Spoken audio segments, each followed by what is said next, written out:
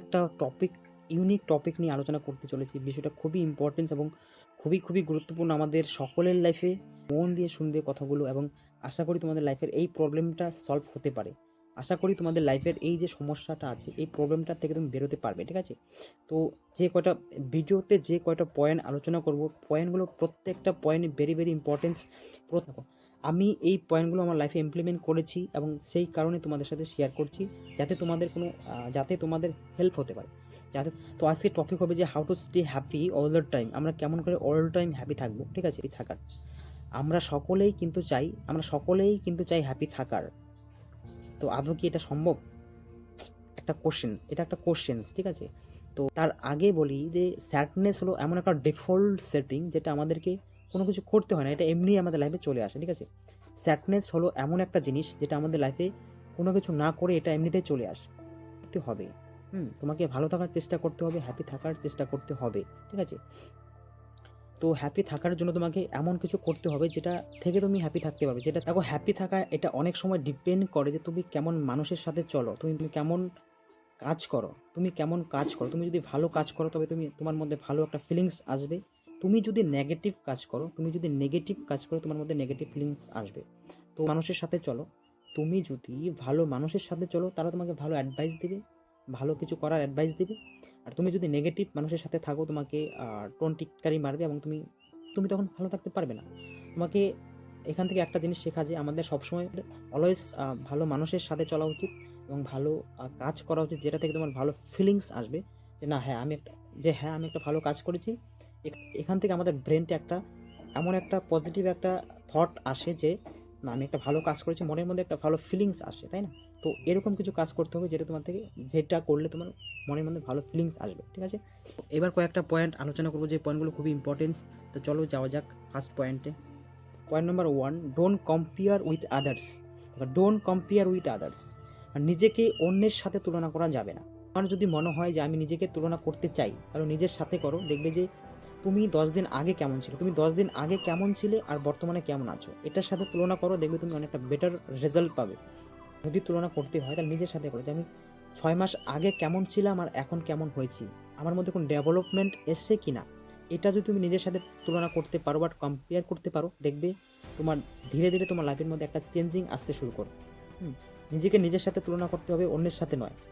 এবং নিজেকে যদি তুলনা করতে হয় নিজের লেভেলের থেকে নিচের কারোর সাথে তুলনা করবে, দেখবে একটা সুকুন কাজ করে, দেখবে নিজের মধ্যে একটা ভালো ফিলিংস আসবে যে না, আমি ওদের থেকে সুখী আছি, ঠিক আছে? কিন্তু তোমার মধ্যে যদি সেরকম কোনো কোয়ালিটি না থাকে, ততদিন তুমি নিজেকে সেই বড়দের সাথে কম্পেয়ার করবে না, যতদিন তুমি সেরকম লেভেলে যাচ্ছ।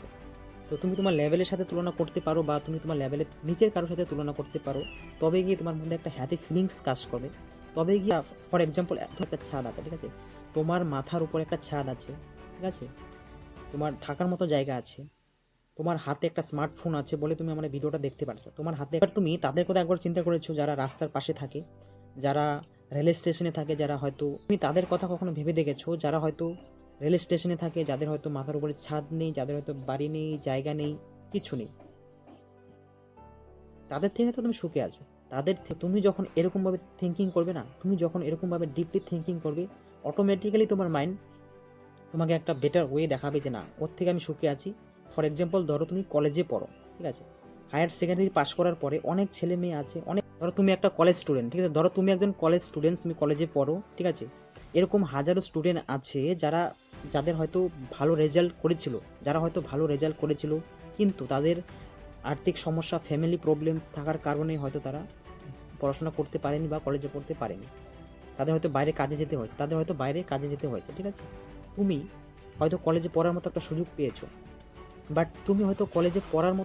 পেয়েছো, নিজেকে চেঞ্জ করার মতো একটা সুযোগ পেয়েছো, নিজেকে ডেভেলপ করার মতো সুযোগ পেয়েছো, নিজের সমাজকে পরিবর্তন করার মতো সুযোগ পেয়েছো। এর থেকে তুমি অনেকটা বেটার আছো যারা হয়তো বাইরে সারাদিন কাজ করতে হয়, থেকে একটা ভালো জায়গায় আছো, কারণ তুমি শিক্ষা নিচ্ছ। শিক্ষা এমন একটা জিনিস যে লাইফকে পরিবর্তন করতে পারে। শিক্ষাই হলো এমন একটা জিনিস যেটা লাইফকে পরিবর্তন করতে পারে, ঠিক আছে? ডেফিনেটলি তোমার মধ্যে ইম্প্রুভমেন্ট আসবে, ডেফিনেটলি। এবং পয়েন্ট নাম্বার 2 খুবই ইম্পর্টেন্স এবং খুবই মনোযোগ দিয়ে শুনবে, খুবই ইম্পর্টেন্স। এবং time focus on your goals. Every time focus on your goals. তোমার যে সমস্ত গোলসগুলো আছে, তোমার যে স্বপ্ন আছে, তোমার যে ড্রিম আছে, সব সময় তুমি তার উপরে মানে বেশিরভাগ সময়, সব সময় তো বলা যাবে না, মানে বেশিরভাগ সময় তুমি তার উপরে ফোকাস করবে, যে যাতে করে তুমি তোমার লাইফকে ডেভেলপ করতে পারো, ঠিক আছে?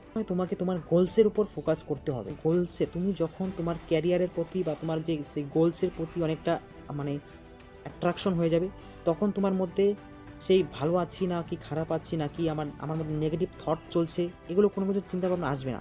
এগুলো কোনো কিছুই চিন্তা ভাবনা আসবে না। তখন একটাই চিন্তা থাকবে যে আমি আমার গোলসকে অ্যাচিভ করতে হবে, আমার গোলসকে পেতে হবে, এটাই তোমার কাছে লাস্ট থিঙ্কিং থাকবে। ঠিক আছে? তুমি এইরকম লেভেলে পৌঁছে যাবে, তখন ভাববে তোমার লাইফে ডেফিনেটলি ইম্প্রুভমেন্ট আসতে চলেছে। দেখো, মানুষের সুখ দুঃখ ডিপেন্ড করে তার কাজের উপরে, তুমি কেমন কাজ করছো।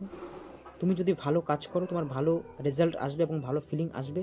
দেখো, তুমি যদি নেগেটিভ কাজ করো বা নেগেটিভ লোকজনের সাথে মেশো, তাহলে তোমার মধ্যে সেই নেগেটিভ চিন্তাভাবনা আসবে। Point number 3, maintain healthy relationship with your family and friends. Spend time with your family and friends who uplift and support you.